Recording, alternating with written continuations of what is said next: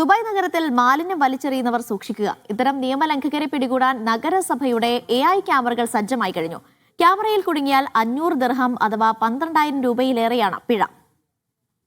Dubai നഗരത്തിൽ മാലിന്യം ശേഖരിക്കാനെത്തുന്ന ഇത്തരം വാഹനങ്ങളിലാണ് ആദ്യഘട്ടത്തിൽ AI ക്യാമറകൾ സ്ഥാപിക്കുക.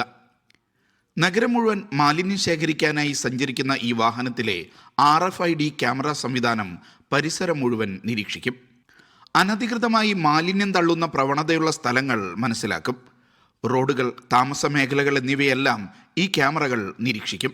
ഉപയോഗശൂന്യമായ ഫർണിച്ചറുകൾ അലക്ഷ്യമായി ഉപേക്ഷിക്കുന്നതും നഗരത്തിന്റെ രൂപഭംഗി നശിപ്പിക്കുന്ന വിധം മാലിന്യം നിക്ഷേപിക്കുന്നതും കുറ്റകരമാണ്.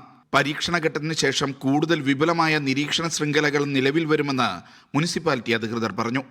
അനധികൃത മാലിന്യ നിക്ഷേപം റിപ്പോർട്ട് ചെയ്യാൻ കഴിഞ്ഞ വർഷം ഇൽത്തിസാം എന്ന ആപ്പ് നഗരസഭ പുറത്തിറക്കിയിരുന്നു.